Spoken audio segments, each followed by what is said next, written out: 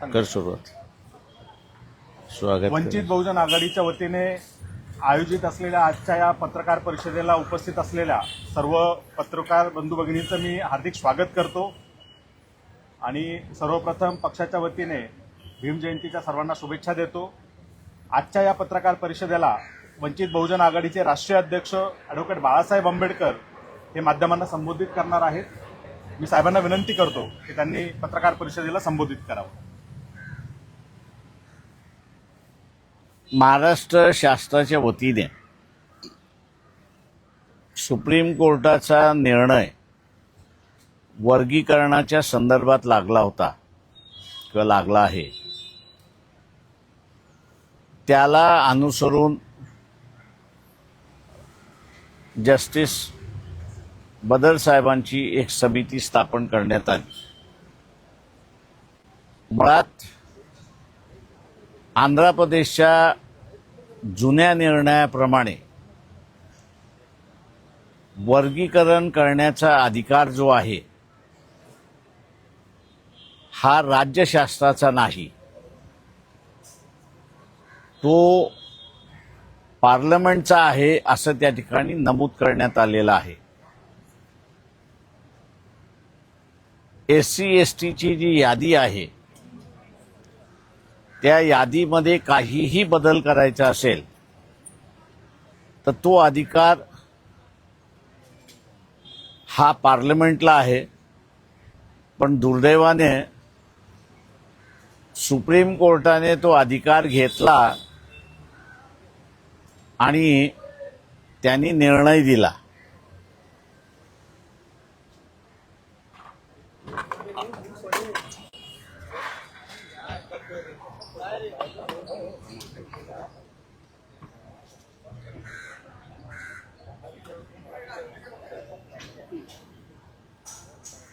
वर्गीकरणाच्या संदर्भात कोणाच्याही मनामध्ये दुमत नाही अशी असणारी परिस्थिती आहे.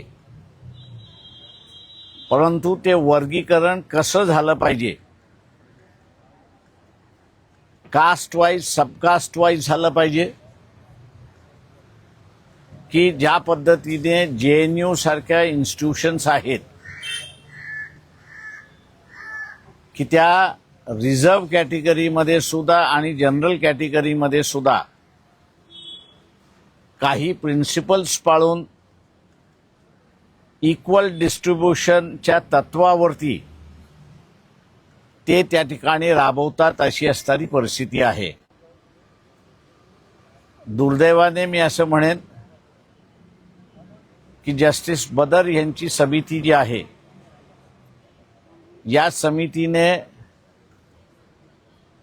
काही एक्सपर्ट्स, संस्था किंवा लोक इन्व्हॉल्व करून घेतलं नाही, तर सरसकट त्यांनी 1 2 3 1 2 3 4 5 6 7 8 10 असं डिव्हिजन एक क्लब करून डिव्हिजन करून ते मोकळे झाले. ते डिव्हिजन सायंटिफिक आहे की नाही याचं तपासण्यात आलं नाही अशी असणारी परिस्थिती आहे. मी दुर्दैवाने असं म्हणेन की ज्यावेळेस महाराष्ट्र शासनाकडून कळवण्यात आलं की 17 आणि 18 तारखेला कॅबिनेट सेक्रेटरीच्या अध्यक्षतेखाली 3 जणांची समिती ही बदर ज्युडिशियल कमिटी जी बदर साहेबांची आहे तिला एक्झामिन करेल, त्यावेळेस विरोध व्हायला सुरुवात झाला.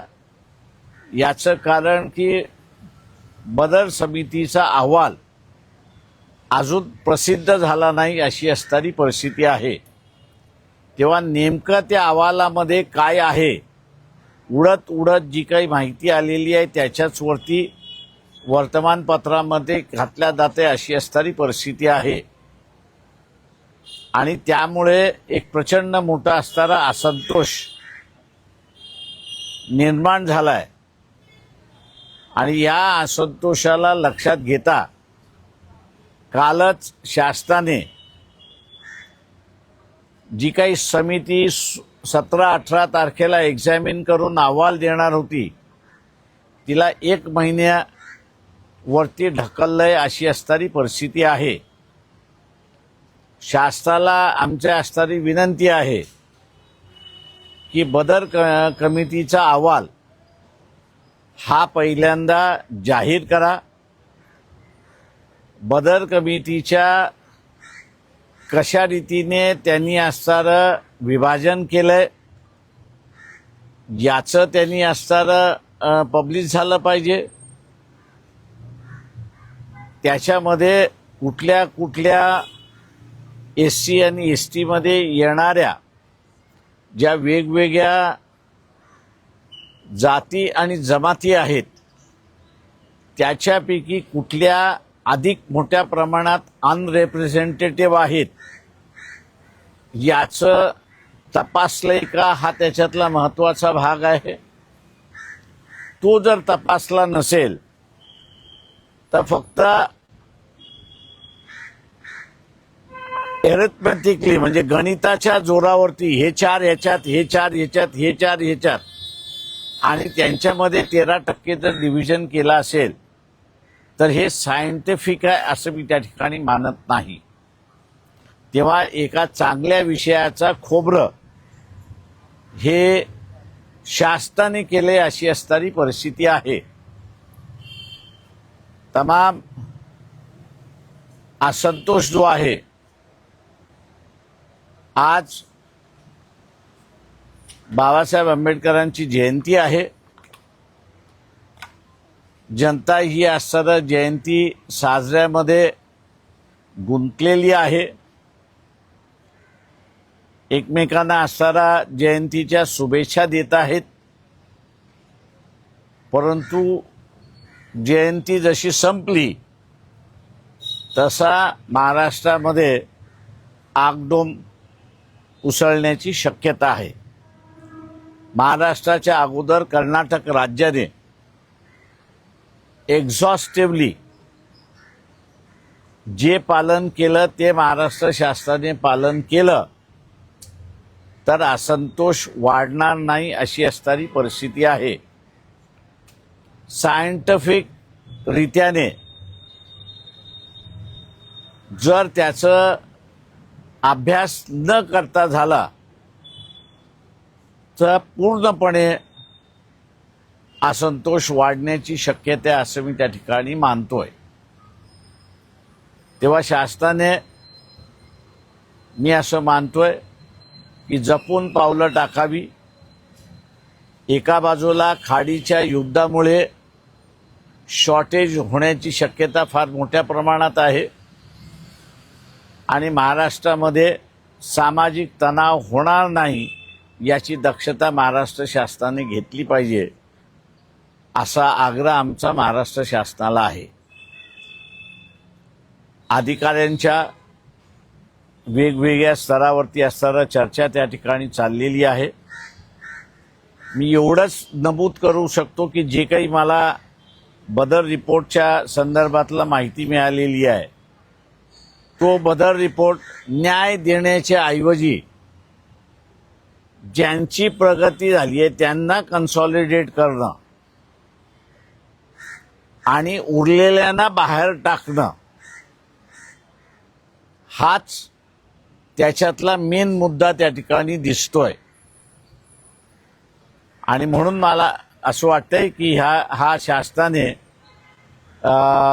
वेगवेगळ्या सायंटिफिक इन्स्टिट्यूशन्स आहेत, टाटासारखे इन्स्टिट्यूशन्स आहे, टाटा सायन्स सारखे इन्स्टिट्यूशन्स आहेत, त्याच्यानंतर असणारा स्टॅटिस्टिकल स्टडी ऑफ इंडिया म्हणून असणारा गव्हर्नमेंट ऑफ इंडियाचा स्वतः एक संस्था आहेत. अशा संस्थांना कर्नाटक सरकारने इन्व्हॉल्व करून त्याचा एक फॉर्म्युला त्या ठिकाणी उभा केला. माझं असं म्हणणं आहे की आमच्या असणारा बदर समितीला विरोध आहे. तो विरोध आमचा कायम राहणार, कारण का सायंटिफिक स्टडी घेऊन तुम्ही असणारा बाहेर पडलं पाहिजे अशी असणारी परिस्थिती आहे. शासन याच्याकडे गांभीर्याने बघेल अशी अपेक्षा आम्ही त्या ठिकाणी बाळगतो.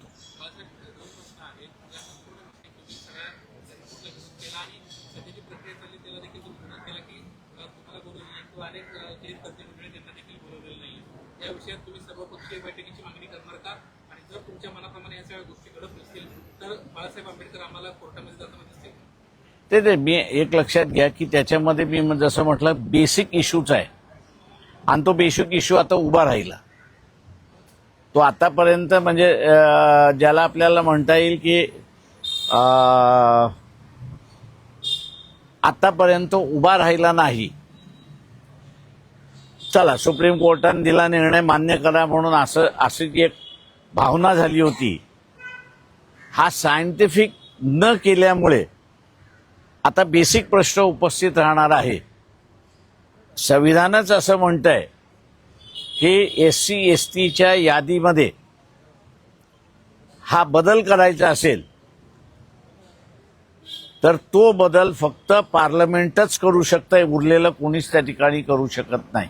हा बेसिक मुद्दा म्हणजे ज्याला म्हणता येईल आपल्याला की लोकांनी सोडून दिलेला मुद्दा हा पुन्हा मुद्दा असताना उपस्थित झाला असं मी त्या ठिकाणी मानतोय. आणि चांगल्या कामाला असताना शासनानेच खो घातला अशी असणारी परिस्थिती आहे. पण आता जी कमिटी आहे, ज्या कमिटीला 1 महिन्याचं अजून एक्सटेन्शन देण्यात आलेलं आहे असं तुम्ही म्हणताय, कुठले असे मुद्दे आहेत जे तुम्ही असं म्हणालात की तुम्हाला काही मुद्दे त्यातले कळले आहेत ज्याच्यामध्ये अडचण असल्याचं तुम्हाला दिसून येतं की त्या अयोग्य पद्धतीने, असे कुठले मुद्दे आहेत जे ते अयोग्य एक पद्धतीने लक्षात घ्या की तुम्ही जे अबकडत केलं आणि त्या अबकड केल्यानंतर ज्यांचा तुम्ही त्या ह्याच्यामध्ये समावेश केलेला आहे त्या समावेशचा प्रिन्सिपल काय, त्या समावेशचा आधार काय, तर काही नाही. दुसरं असं आहे की बदर कमिटी ही ज्युडिशियल कमिटी आहे आणि चीफ सेक्रेटरीची जी कमिटी आहे ती ऍडमिनिस्ट्रेटिव्ह कमिटी आहे. अजूनपर्यंत माझ्या कायद्याच्या नॉलेजप्रमाणे ऍडमिनिस्ट्रेटिव्ह कमिटी ही ज्युडिशियल कमिटीला ओव्हररूल करू शकते असं कुठं नियम नाही. उलट ज्युडिशियल कमिटी ही ऍडमिनिस्ट्रेटिव्ह कमिटीला ओव्हररूल करू शकते अशी असणारी परिस्थिती आहे. त्याच्यामुळे हा जो कायद्याचा मुद्दा आला तो त्याच्यातला महत्वाचा आहे मी असं मानतो. चौथा जो आहे, तिसरा जो आहे त्या सगळ्या ह्याच्यामध्ये तुमचा अजून रिपोर्ट पब्लिशच नाहीये, डिबेटच झालेला नाहीये किंवा न डिबेट झालेला रिपोर्ट किंवा न पब्लिश झालेला रिपोर्ट हा शासन कसं म्हणू शकतं की आम्ही त्याला मान्य करतोय.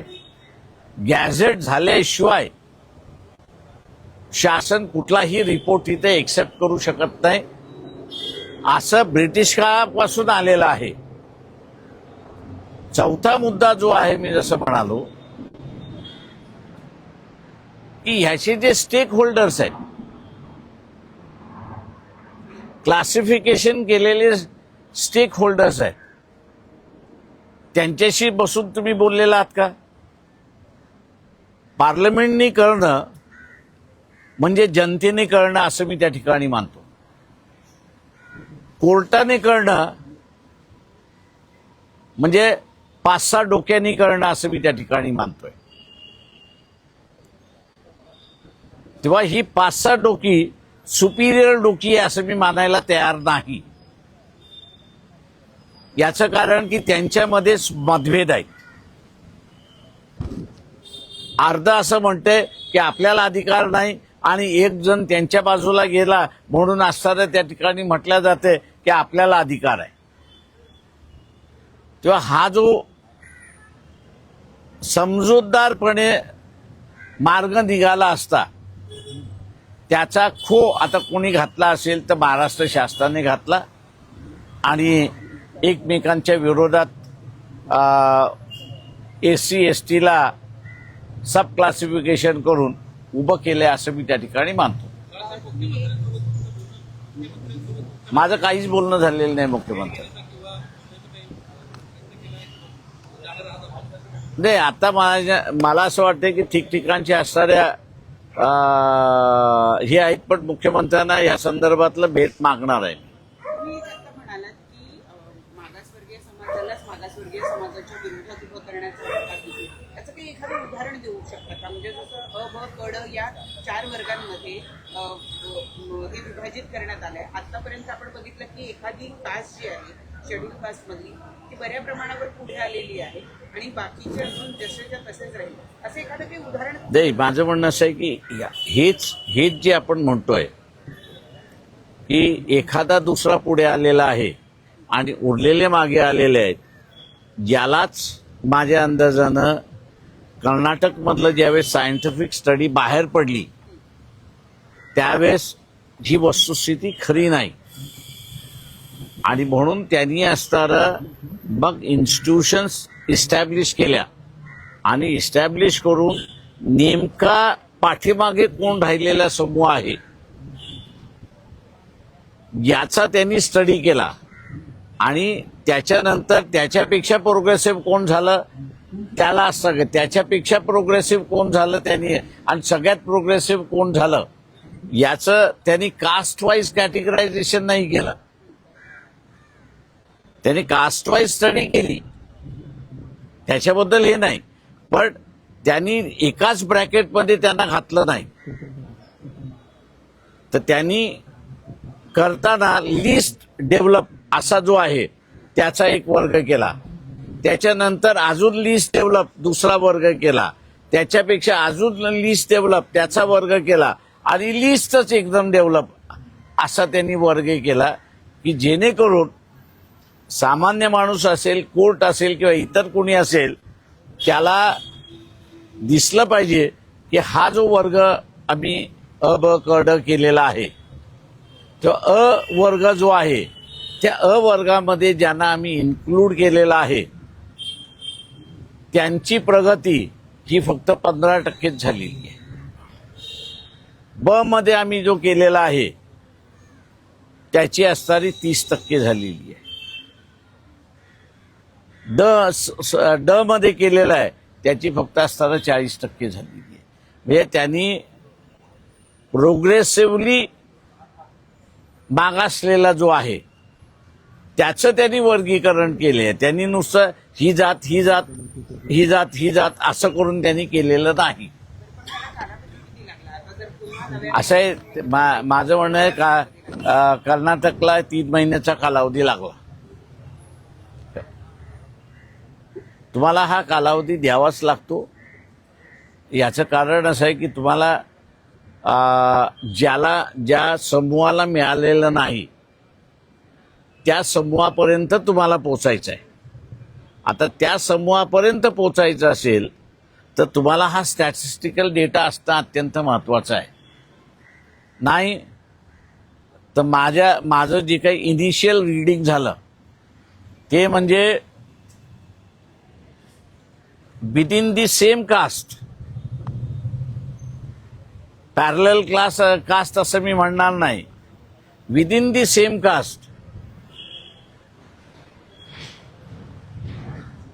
जो बाहेर राहिला तो बाहेर राहिला, जो आतमध्ये राहिला तो आतमध्ये राहिला, अशी असणारी परिस्थिती या बदल समितीने केलेली.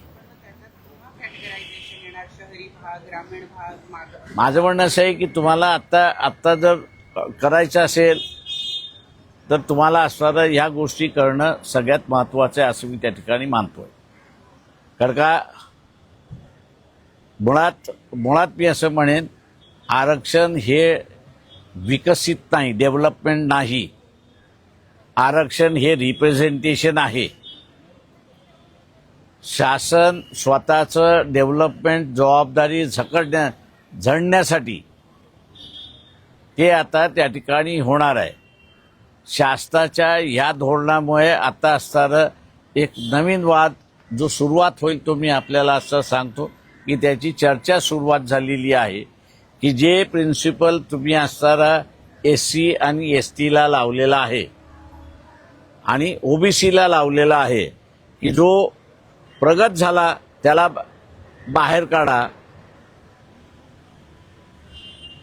उरलेले 50% जे आहेत त्या उरलेल्या 50% हे प्रिन्सिपल लागणार आहे की नाही जनरलमध्ये, ही आता चर्चा सुरुवात झाली आणि जून महिन्यामध्ये या संदर्भातलं पिटिशन्स दाखल झाले मुंबई हायकोर्टामध्ये, तर माझं म्हणणं असं आपण ज्याला म्हणतो की आश्चर्य त्या ठिकाणी मानू नये. म्हणजे जो निर्माण होणारा प्रश्न नव्हता तो शासनाने केला असं मी त्या ठिकाणी मानतो.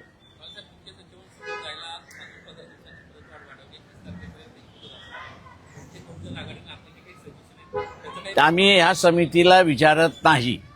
बदर समितीने लोकांना बोलवावं तरच त्याला मिनिंगफुल चर्चा राहील. मी जसं म्हणालो की चीफ सेक्रेटरीची कमिटी ही ज्युडिशियल कमिटीची अंडर असते आणि ॲडमिनिस्ट्रेटिव्ह कमिटी ही ज्युडिशियल कमिटीच्या अंडर नसते, अशी परिस्थिती आहे. त्याच्यामुळे हा जो आयवॉश आहे त्याला आम्ही असणारं भीक घालत नाही. सर, सर्वपक्षीय आंबेडकरी नेत्यांना एकत्र याल याविषयी तुम्ही आवाहन करत? राहिले कोण शिल्लक राजा माझ्याशिवाय? सगळे एक तर घरी बसलेले आहेत, नाही तर अल्ला प्यारे झालेले आहेत. ऍक्च्युली प्रश्न हाच होता की आज नेमकी जयंती आणि आज जयंतीच्या दिवशी मी हा घेतला. याचं कारण सांगतो की जे काही मला वेगवेगळ्या SC वर्गातून असणारं जे काही रिपोर्ट्स यायला लागलेत ते म्हटलं जयंती होऊन जाऊ द्या, मग आम्ही बघतो. तेव्हा जयंतीच्याच दिवशी मला ही प्रेस कॉन्फरन्स घ्यावी लागली आणि उद्रेक होऊ नये या दृष्टीने मला त्याच्यामध्ये लक्ष घालायचं आहे. आणखी एक महत्त्वाचा मुद्दा, पुण्यामध्ये समाज कल्याण विभागाच्या वतीने एक कार्यक्रम करण्यात आलेला होता. त्या कार्यक्रमामध्ये माओवाद्यांच्या संदर्भात एका गाण्यावर नृत्य केलं गेलं. हिडमा, माओवादी हिडमा, त्याचं गाणं होतं, त्याच्यावर नृत्य सादर केलं गेलं आणि त्याच्यामुळे सरकारी कार्यक्रमामध्ये अशा पद्धतीनं नक्षलवादाचा उदो केला गेल्यामुळे नवीनच वाद निर्माण झाला. माझ्या अंदाजाने इथला असणारा नक्षलवाद कायदेशीर बॅन आहे का? मी अजून तरी कायदेशीर नक्षलवाद बॅन झालाय असं कुठेच वाचलेलं नाहीये. त्याच्यामुळे जे बॅन नाही ते मोकळं आहे. म्हणजे हे विद्यार्थी पण गडचिरोलीचे होते. ते मुळात माझं म्हणणं असं आहे की शहरी भागातला माणूस अत्यंत मूर्ख आहे, अत्यंत मूर्ख आहे तो, आणि म्हणून त्याला असणारा नक्षलवाद का पनपला याची त्याला जाणीवच नाही. शहरातलं येणारं पाणी, शहरामधल्या फॅक्टरीना येणारं रॉ मटेरियल आणि इथला असणारं पर्यावरण, या तिन्हीचं जतन कोण करत असेल तर तो ट्रायबल झोन जे आहे ते ट्रायबल झोन त्याला असणारं हे करतात. मी इथल्या असणाऱ्या सर्व मध्यमवर्गीयांना म्हणणार आहे की तुम्ही 5th शेड्यूल आणि 6th शेड्यूल संविधानाचं वाचा. ते वाचल्याशिवाय तुम्हाला असणारं ह्या देशामध्ये उग्रवादी का निर्माण झाले याचं तुम्हाला कळणारच नाही. 5th शेड्यूल आणि 6th शेड्यूल याच्याप्रमाणे ज्याला ट्रायबल झोन्स आपण म्हटलेला आहे, त्या ट्रायबल झोनमध्ये कुठल्याही मुख्यमंत्र्याचा अधिकार चालत नाही. त्यांचं स्वतःचं असणारं काउन्सिल हे उभं करावं लागतं आणि हे सगळे एरिया डायरेक्टली प्रेसिडेंट ऑफ इंडियाच्या रूल खाली आहेत. मी मुद्दामून असणारा मूर्ख हा शब्द वापरलेला नाही, जाणीवपूर्वक वापरलेला आहे. आदिवासी इलाका हा ब्रिटिशांच्या ताब्यातही नव्हता. त्यांनी बाहेरच्या बाजूने असणारा विळखा घालून त्याला असणारा आतमध्ये ठेवण्यात आलं होतं आणि त्याचं राज्य चाललेलं होतं. संविधानाने ही भावना लक्षात घेत ट्रायबल झोन्स तयार केले आणि त्या ट्रायबल झोनचं पूर्ण जबाबदारी ही ट्रायबलवरती दिलेली आहे आणि ती जबाबदारी डायरेक्ट प्रेसिडेंट ऑफ इंडियाच्या रूल खाली आहे. कुठल्या राज्यामध्ये झालेलं आहे तर कुठल्याही राज्यामध्ये हे इस्टॅब्लिश केलेलं नाही. आणि म्हणून तिथला असणारा आदिवासी हा आमचं राज्य जे आहे त्या आमच्या राज्यावरती असणारं तुमचं राज्य का हे तो विचारतोय आणि तो लढतोय. आता त्याला तुम्ही नक्षलवादी म्हणा, काही म्हणा. आणि हे जे चाललेलं आहे जंगल, पाणी, जमीन आणि खनिज या चोरीसाठी झालेला असताना हा भाग आहे असं मी त्या ठिकाणी मानतो. आज तुमचं सगळं uranium, iron ore, copper, bauxite हे सगळे हे आदिवासी झोनमध्ये आहेत. म्हणजे मी नेहमी म्हणतो की जे मुस्लिम कंट्रीजकडे तेल आहे आणि ख्रिश्चन कंट्रीजकडे टेक्नॉलॉजी आहे. ती टेक्नॉलॉजी चालवायला तेल लागते. त्याच्यामुळे तेलाचं एक्सप्लॉयटेशन झालं पाहिजे म्हणजे स्वस्त मिळेल. भारतामध्ये सगळी खनिजं ही आदिवासी भागामध्ये आहेत. ती स्वस्त आपल्याला मिळाली पाहिजे म्हणून आदिवासी उद्ध्वस्त करा हे धोरण आहे. म्हणून म्हटलं की इथल्या मिडल क्लासने या गोष्टी वाचल्या पाहिजेत, समजून घेतल्या पाहिजेत आणि उगीच अमित शहा म्हणतोय म्हणून असणारं मूर्खासारखं त्याच्यावरती विश्वास ठेवू नये. थँक्यू. या सगळ्या ह्याच्यामध्ये कन्क्लूड करण्याच्या अगोदर मी सर्व तमाम जनतेला जयंतीच्या शुभेच्छा देतो. विचारा. नाशिकमध्ये ज्या प्रकारे भोंदू खरा आणि नंतर ज्या कंपनीमध्ये जे धर्मांतर करण्यासंदर्भात जो प्रकार घडले याकडे कसं पाहता तुम्ही? कारण त्याला खूप उदो होते दोन्ही प्रकरणामध्ये. म्हणजे जे शासन झालंच पाहिजे मात्र तागावा केला जातोय का? मी पुन्हा म्हणतो की जुने भोंदू गिरी करून जगणारे आणि आत्ता नव्यानं भोंदू करून जगणारे यांच्यामध्ये जमीन आसमानाचा फरक आहे. जुन्या पद्धतीने जे भोंदूगिरी करत होते त्याच्या भोंदूगिरीला सायन्स होतं, सायंटिफिक आन्सर होतं आणि त्याची भोंदूगिरी ही पोटापाण्याची असणारी भोंदूगिरी होती, ती शोषणाची नव्हती. आत्ताचे असणारे जे भोंदूगिरी आहेत हे शारीरिक शोषणाचं, पैशाचं लुटण्याचं ठिकाण फार मोठ्या प्रमाणात झालेलं आहे. दुर्दैवाने आपल्या इथे सायंटिफिक कम्युनिटी असं जर मी म्हटलं तर जुनी भोंदूगिरी करणारी कमिटी होती असं मी त्या ठिकाणी मानतो. म्हणजे आजही माझं चॅलेंज आहे की कोणीही अग्नीवरती चालून दाखवावं. पण जुना भोंदूगिरी ज्याला आपण म्हणतो त्याला तुम्ही सांगा तो आजही तुम्हाला अग्नीवरनं चालून दाखवतो. कारण त्याला त्या अग्नीवरनं चालताना पायाला काय लावावं लागतं हे त्याला कल्पना होते आणि किती मिनिटं चालायचं आणि तेव्हा किती प्रमाणात लावलं पाहिजे हे त्याला नॉलेज होतं. त्याच्यामुळे त्याचं नॉलेज तो पोटासाठी वापरत होता. आत्ताचे जे भोंदू आहेत ते शारीरिक शोषणासाठी आणि लुटारूपणासाठी निर्माण झालेले आहेत अशी परिस्थिती आहे. पण सर तो दुसरा प्रश्न आला कंपनीमध्ये प्रायव्हेट कंपनीमध्ये धर्मांतरासाठी प्रयत्न केला का महिलांचं शोषण केलं गेलं हा जो मुद्दा हा देश लेवलपर्यंत गाजलेला आहे याकडे कसं पाहतो? आता तुम्हीच मांडलेलं आहे, काय मांडणार मी अजून त्याच्यामध्ये?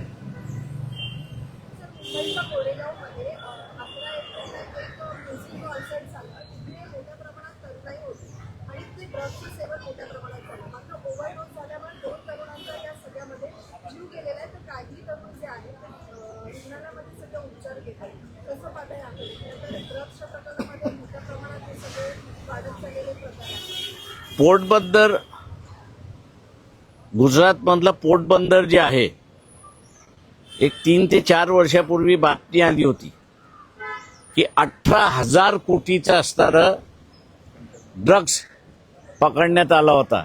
तो कोणाचा आहे? त्याच्या संदर्भात कोणालाच माहिती नाही. ते सरकारचं आहे की सरकारमधल्या कुठल्या मंत्र्याचं आहे किंवा इथले असणारे जे काही ड्रग लॉर्ड्स आहेत त्यांचं आहे, कोणालाच माहित नाही. त्याच्यामुळे या देशामध्ये पाहिजे तेवढ्या प्रमाणात ड्रग्स येतोय आणि तरुण पिढी दुर्दैवाने मी असं म्हणेन की त्याला बळी पडत चाललेली आहे. एक असाच प्रश्न, हा ड्रग्स साठा जिथून जिथून जप्त केला जातो किंवा कारवाई केली जाते, आता हा ड्रग्स साठा नंतर त्याचं काय केलं जातं ह्याचं कोणालाही पत्ता नसतो. नाही, त्याची एक डिस्ट्रॉय करणे, एकदा पकडला गेला म्हणजे सीज झाला तर त्याचा सीज रिपोर्ट होतो. तो सीज रिपोर्ट झाल्यानंतर कोर्टाला रिपोर्टिंग होतं. त्या केसेस एकदा संपल्या की कोर्टाकडून घेऊन तो डिस्ट्रॉय, कोर्टाला कळवून त्याला डिस्ट्रॉय केलं जातं. ते सार्वजनिक केलं पाहिजे का? ते सार्वजनिकच डिस्ट्रॉय होतं. त्याच्या स्वरूपाचे कुठले पुरावे कधी कुणी बघितल्याचं म्हणजे आम्हाला तरी माहिती नाही. बरेचदा असं कळतं की तो ड्रग्सचा साठा तसाच पुन्हा एकदा विकला देखील जातो, त्याच्यामुळे हे असे प्रश्न उपस्थित. नाही. आता हे स्प्रेड आउट होतंय, कारण का एकदा कोर्टाकडे गेलं की कोर्टाला स्वतःहून ती डिस्ट्रक्शन करण्याची ऑर्डर करावी लागते आणि ती ऑर्डर केल्यानंतर त्याला ते डिस्ट्रॉय करावंच लागतं. हा, तुम्ही त्याच्यामधला म्हणताय तो एक प्रकार होतो, हा मला माहिती आहे की 100 किलो पकडला असेल तर 20 किलो बाजूला काढला जातो. सर, हा एक मगाशी प्रश्न होऊन गेला माझा. आज आंबेडकर जयंती आहे, अशा वेळी दरवर्षी एक प्रश्न समोर येतो की आंबेडकरी सगळे नेते एकत्र कधी येणार, एकत्र. अरे मी तोच तर म्हटलं, आता जिवंत कोण आहे त्याचं मला नाव सांगा, त्याला घेऊन येतो मी. चल, थँक्यू. चला, आजच्या या पत्रकार परिस्थितीला आजच्या पत्रकार परिषदेला उपस्थित असलेल्या सर्व पत्रकार बंधूंचं आणि भगिनींचं मी धन्यवाद मानतो, अभिनंदन करतो आणि आजची पत्रकार परिषद संपन्न झाली अशा ठिकाणी जाहीर करतो. धन्यवाद. थँक्यू. चहा पाणी.